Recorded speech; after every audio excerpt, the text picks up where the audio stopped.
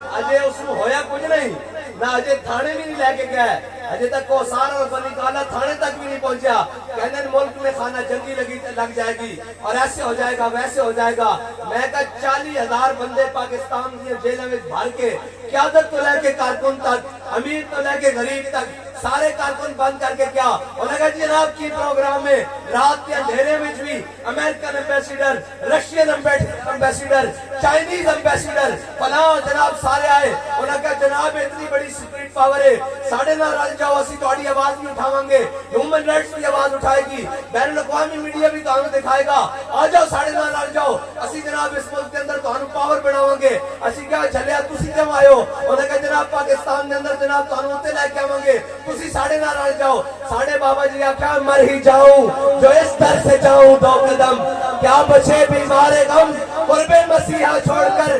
अभी तो तुम्हारे लीडर को हुआ ही कुछ नहीं, हमारे बाबा जी ने व्हीलचेयर पर बैठकर भी 6 महीने जेल काटी और पूछने गए कि जनाब बताएं क्या होगा? कहा नहीं नहीं, ये वतन हमारे बड़ों ने बनाया है, इस वतन के ऊपर कोई आंच नहीं आने देंगे।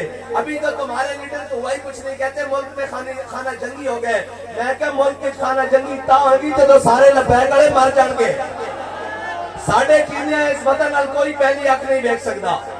हाँ वो अंदर का दुश्मन होवे या बाहर का होवे, और अंदर का दुश्मन होवे या बाहर का होवे।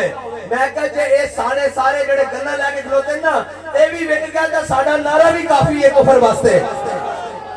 हाँ ये भी विक गया ना, जिन्हें तारीख अपनी बड़ी गंदी कर ली हुई, इन्हों का तो कोई फैसला दुरुस्त नहीं ना। 75 साल की तारीख है, ये हमेशा उधर खड़े हुए ऐ जनाब बूटा ने सीधी गल करिए ना, बूटा ने हाँ ये बदमाशी पाकिस्तान च बनाई, पहले एंड कुछड़ जाके रखा और दाढ़ी ना लमक गया हो है जी, पहले कुछड़ जाके उन्होंने रखा। नहीं जी मुस्बत रिपोर्टिंग करे जनाब, इसको हम लेकर आए हैं, ये जनाब वो करेगा।